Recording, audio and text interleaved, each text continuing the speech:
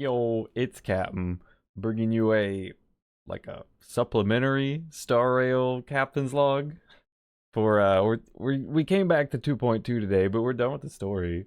It was just we just checked out Boothill because he dropped a few days back, and we checked out the new event, which kind of also dropped, which is a combat event. So I just wanted to talk about those things. It's probably going to be a short video. I just tried to do one where I like actually play the game and walk through, like almost do like a little guide to Boot Hill. But those are much harder to do off the cuff. It didn't work so well. It was okay, but I feel like I that needs like a whole dedicated video. I'm gonna walk you through how to play Boot Hill. And it's not really what I wanted to do. I was like, I'm not prepared for this. This isn't what I'm doing. I just wanted to talk about him a little bit. Um, I don't know. Let me know if you want a casual guide to Boot Hill that doesn't know how to, doesn't go into like deep gearing or anything, but just how to use the character.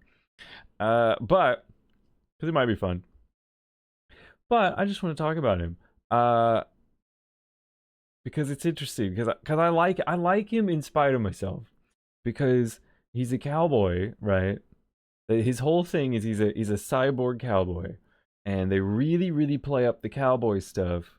Um, but he's like but almost in everything but the visuals, because he's like edgy, and he's like wearing black and red. I mean, he still has a cowboy hat and he has a 6-shooter, but he's like all metal. He's very anime. He's very anime cowboy. But honestly, it's only the cyborg part is just that. Like the rest of him is all cowboy, and I love cowboys. Cowboys are really fun. It's a fun theme. It's a fun motif for me. So he has like all these Western sayings, and he's playing. He's always doing the shooting, and it's he's very cowboy. So he actually really appeals to me, even though I'm like, wow, why is he so anime? Like he has this weird stance. He has to like sway back. Can't do it. You can't see all of me, but that like pelvic forward sway back that the anime characters do.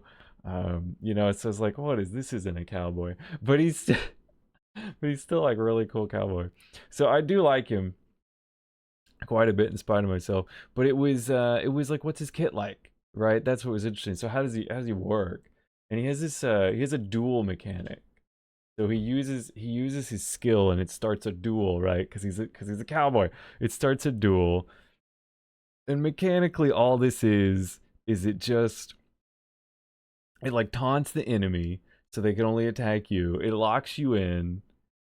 I think you can only attack them. I don't think you can. Like, I think it locks you both in, and it gives you both like a damage buff against each other.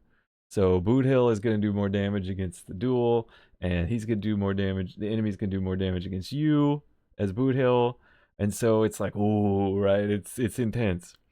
But then what being in the duel does, it gives you the bonus damage, but it also gives you a better normal attack. So his regular normal attack, he just goes kick somebody. But if you started the duel, if you spent the skill point to start the duel, your turn doesn't end when you do it. You still get to use your attack. And it like, he does a bunch of shots. He goes, it fans the hammer, right? And it's like, oh yeah. And so he does that. But then the other things is you can win the duel. You can win the duel by weakness breaking them, so taking their toughness down and getting them stunned, or just outright killing them. And every time he wins a duel, and you can do both those at the same time, by the way. Like if one attack breaks the guy and kills him, it will count as 2 wins, which is kind of nice. But every time he wins a duel, one of the little he's got like medals on his it's like a jacket, but it only goes. It's so anime. It's not like a cool cowboy jacket. It's like a super anime cowboy jacket. But anyways, he's got like sheriff's medals on it, and every time he wins a duel, they light up. It's really cool because they light up on his character too. But he's got 3 medals, and so he's trying to light him up. And every time you win, every time you weakness break in a duel, anytime you kill someone in a duel, they light up, and they stay. They're for the rest of the battle. They're permanent. Um, And the more medals you have, you get bonus attacks in your duel. I'm falling over. You get bonus attacks in your duel if you attack somebody who's weakness broken. So the idea is to start these duels, win these duels, right? And then the more duels you win, you're having these big attacks. And then so you weakness break somebody, right? And then you do another duel on them and get like a big old thing. But also, if you weakness break them in the duel, you'll get the bonus attacks too. So that's it. You want the weakness break, and you want to build up the things. That's how it is. That's what it is. That's his whole thing. Cool duels and little benefits for doing in the duels. He like if the bonus attacks, he like pulls out another pistol. It might be the one where I think he turns his arm into a pistol because he's got like a revolver in his other arm. Because right, he's a cyborg. He's metal. I think his other arm is a pistol, and I think so the secondary attack, if you hit somebody in a duel when their weakness broken, you got those medals. It goes boom, boom, boom, and it shoots like the big rocket. It's pretty cool.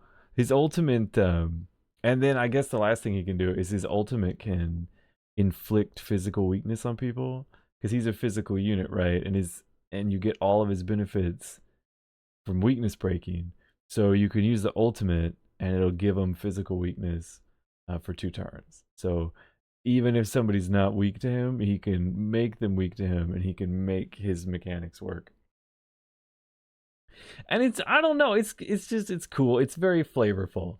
It's very flavorful and fun, and the ultimate goes like full Western, right? He doesn't look super Western at first glance, except for all the little trinkets he has, but the ultimate goes full Western. It goes like like tumbleweed rolling by, and he wanted poster, and he's like, "Oh, you're done," and then he turns around and does the shoot like like a pacing duel. It's pretty epic. He's very fun. He's very over the top. He's very silly, because they just play up how wild it all is, and they go full ham, and it's amazing. So he's a lot of fun. We did a couple pulls on him, and we didn't get him. I threw like 220 pulls at him, or 210 pulls at him for 20, which isn't a lot. But next banner is Firefly, right? So I like Boothill quite a bit, but Firefly she's like huge in this story, right? She has huge story weight, and she's probably gonna come back, right? Because this like the Stellaron hunters come back around, right? And since she's in with them, like we'll probably see her again. So it's like, you got to. You went on a date with her in the story, man. You took the picture with the peace sign and everything. You saved you watched her die like 3 times.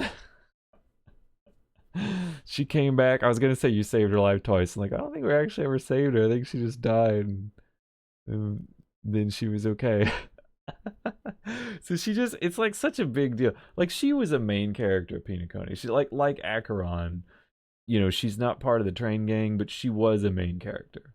There was a lot of side characters that we met, and they were all cool and fun, but like Firefly was really a main character. Like Acheron, like they were there a lot of the time and had major points in the story, whereas the side characters are just going to come in, they're going to do a little something, they're going to be big players, like Black Swan or Sparkle or something. They're going to do things, but then they're going to but like Firefly was there, Acheron was there, they were the big parts of the arc. Acheron probably more so, but it's debatable. So it's like, you know what? I can't. And it was kind of down to if I had got Boothill, I wouldn't be able to guarantee Firefly. So it's like, should I pull more? Because I got a guarantee for Firefly right now. I would like Boothill, but if I get him, I lose my guarantee for Firefly, right? Because it's a 180 guarantee. and I have it now, but if I pull on him, that resets, right? Because I have it. I don't have 180 pulls. I have like 110 pulls plus a bunch of pity, so I'll get it. But if I pull on him, it all resets, and then I'm just like I have 100 pulls. And it's not enough, you know. So I didn't go too far on it, but I did like him. It's good. It's like Argenti all over again. I loved Argenti, but I was saving, you know. So we didn't get him. It was cool. I would like him just because he's fun, but you know what I mean. To me, I pull for the 4 stars, and the 5 stars are just for funsies. I just like throw a 10 pull at him and see if I like him. I mean, see if I win. And if I like them, I might throw a few extra 10 pulls at them. But really, I'm pulling for the 4 stars. That's what I'm trying to do. And then I save for characters that I think are really, really cool. So like Firefly with her huge story presence, I'll save for her. Acheron because of her relevance to the whole Yoverse, and because I like May. And she's cool, right? I figured they do right, but she's like an Archon in Genshin, you know what I mean? It's like a bigger deal. So I figured it was smart to save her, and I don't regret it. So that was Boothill. We had fun with that. The other thing we did was the event, and it was a fun. You know what? It was a fun event. It was a combat event, and usually the combat events are kind of boring to me. I haven't done too many in this game, but I just mean in general, like not specifically in this game. Just in general, combat events in these types of games, they're kind of whatever. They're just there. Oh, I jiggled the camera a lot. I need to brace this camera, dude.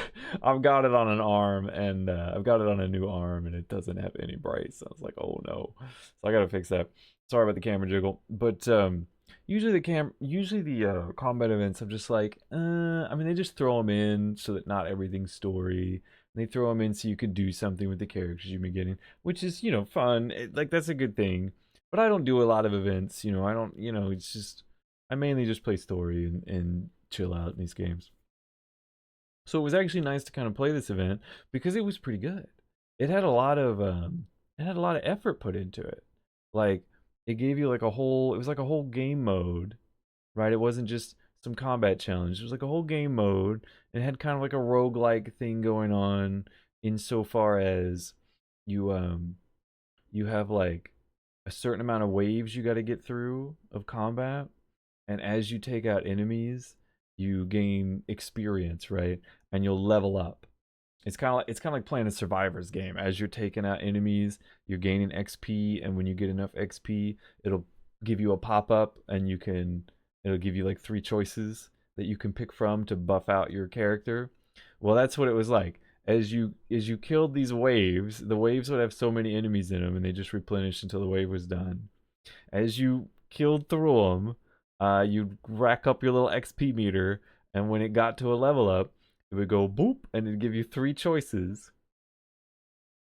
And the choices were you could pick from weapons or accessories. And the idea was like certain weapons paired with certain accessories, and if you could pick the weapon multiple times and it would level up. And if you leveled it up to 8 and had the right accessory with it, you could do a fusion and get a legendary weapon, right? And it would buff it out. So very much like a survivor's game, like Hollow Cure or something. That kind of survivor's game. The Bullet Heaven games, whatever you want to call them. And I love that type of roguelike. So it worked out really well. I was having a good time with it. But we mainly just got stuck in the tutorial. I'll talk about that. But I will talk because that raccoon drove me insane. But I really like these mechanics. So the different weapons had different effects. Like some of them would just go into the turn cycle. Some of them would be like on character hit or on character ultimate, and then they would do something. And it's generally a bunch of damage. And so you just kind of stacking these weapons, stacking accessories, trying to level them up, get a fusion, right? And then the damage is going nuts, right? But what's nice is you had like slots for 3 weapons and slots for 4 accessories, but some, the weapons had effects like AoE or like they called them a launch, and then the accessories would buff like element damage, but then also these other categories. So you might get an accessory that buffs all of your launch weapons, and then you could stack. So right, you only have 3 slots, but you could stack the launch weapons, and then your accessory would get more value. So there was a lot of synergies in your item collection. So every time you're beating the enemy waves, you're getting a level up, and then you're picking from a random 3, and you're trying to build synergistic tokens, weapons, and accessories that you're picking, so that your damage just keeps ramping exponentially. And so by the time you get to the end and they start, there's so many, every so often one of the waves is an elite wave, and at the end it's the boss wave. So but by the end you're trying to have this huge multiplier on your damage so that you can take them out. But what I liked about it is different weapons were beneficial to different teams, because some of them would, like maybe one of them would do wind damage, right? And so then you're taking accessories that are going to buff wind damage. And so if your team's also doing wind damage, it's going to be helpful, right? So I like that there was a lot of thought you could put in there.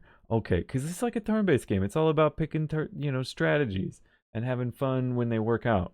So that's what I was looking for, and that's what was nice about this event.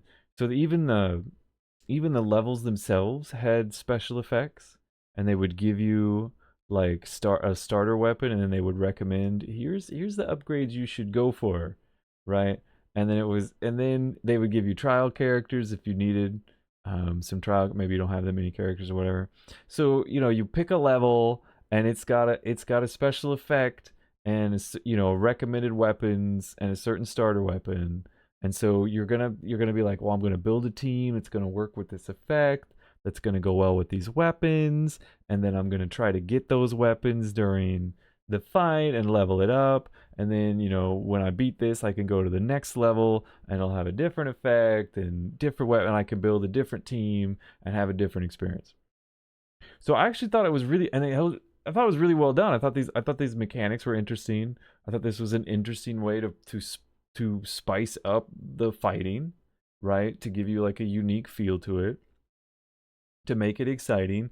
And of course, if you're doing these roguelike things properly, these it should just get crazy out of hand. And I mean, we only managed to get through the tutorial and take a look at the first level, but the tutorial was essentially level 0, so it was kind of long. I'll talk about that here in a minute. So you did really get to see it ramp up, and then it was like we had the one where it was you do an ultimate, and then it'll launch a bunch of arrow shots, and you get to the end, and you've buffed the crap out of this thing, and you're on the bosses, and you're like, look, all I gotta do is get to an ultimate. You would launch an ultimate, and then all these arrows would just rain down, and all these numbers would pop up, and it was like, oh yeah. So it felt good. It was just fun. It was just fun to like build up an OP scenario, and then use it and watch it go off,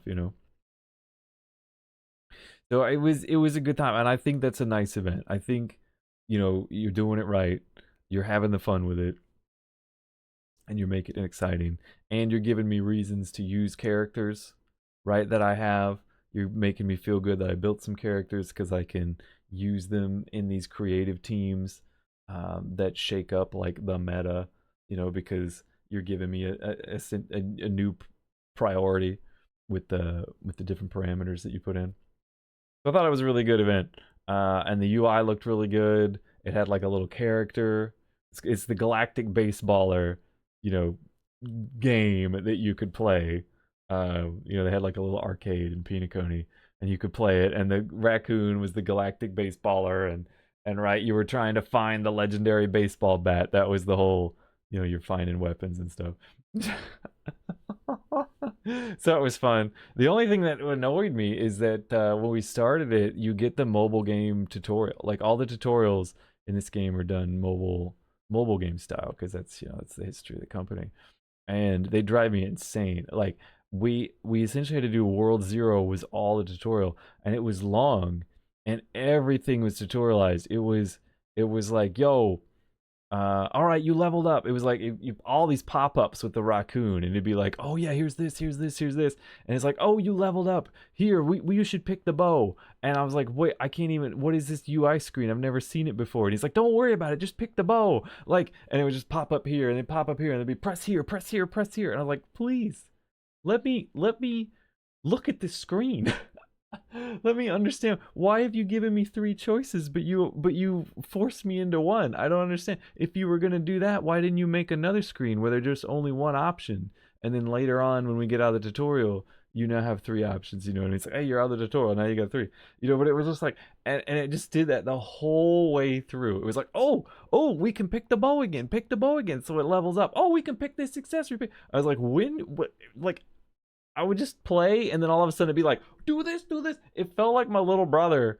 It felt like I had a little brother, and I was trying to play the game, and every time I tried to play, he'd like grab my shoulder and start shaking me, and he'd be like, pick this one, pick this one.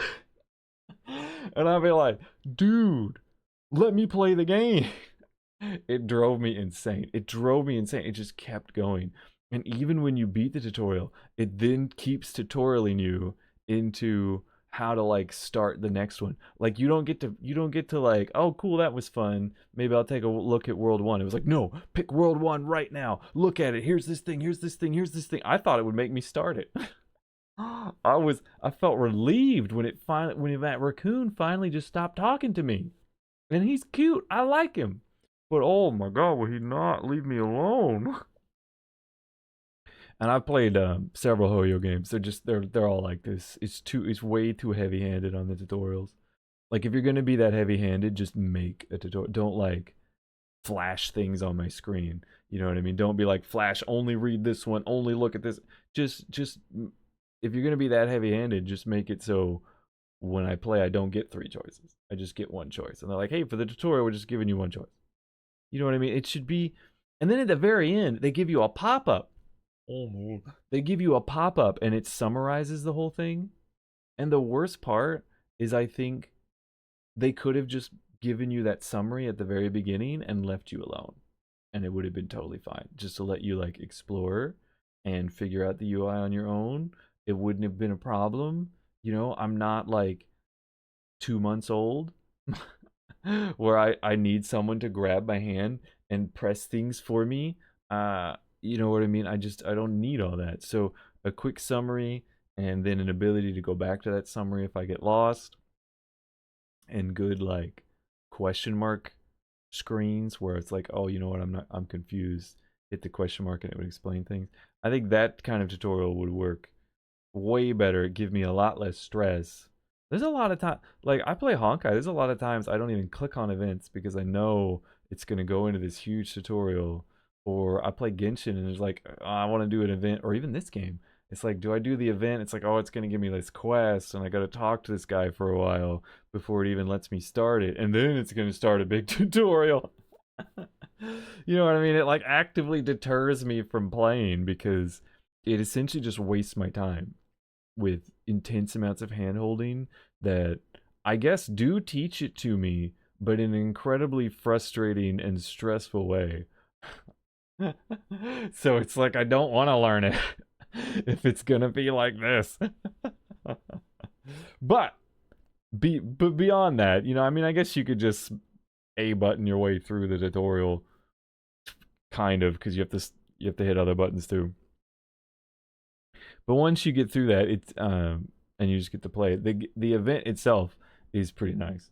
I liked the event. I thought it was well done. I thought it was really fancy for a combat event. I was like, this is a cool combat event that I would actually enjoy playing.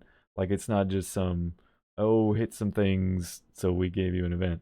It is like, it actually had some nice thought into it. It had some good development in it, and I thought it was pretty cool. So I was like, yo, I'd play this.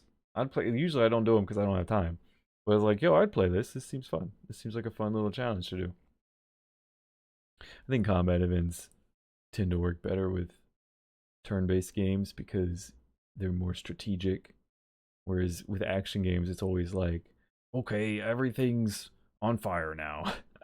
They feel a lot more contrived. You can't. Now, I love action games, and you can make cool combat events that are action games, but I don't know. I feel like the strategy lends itself more to not getting like boring or not getting like mundane.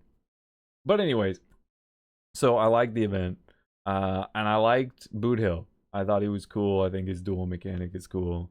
I think he's a fun character. He seems strong and just fun to use. Like I'm not really in the meta. I don't play like super high level, but he's fun to use. It's fun to do the duels and rack up your sheriff badges. So that's what we did today. That's what we did. I guess it wasn't as short a video as I had hoped, but I thought it was fun. So I thought we'd talk about it a little bit as just a little bonus captain's log. A little bonus 2.2 captain's log. So hopefully you enjoyed listening. Hopefully you enjoyed watching, and thank you for doing both those things. I hope you have a wonderful rest of your day, and yeah, that's it. I'll catch you in the next one. See you around.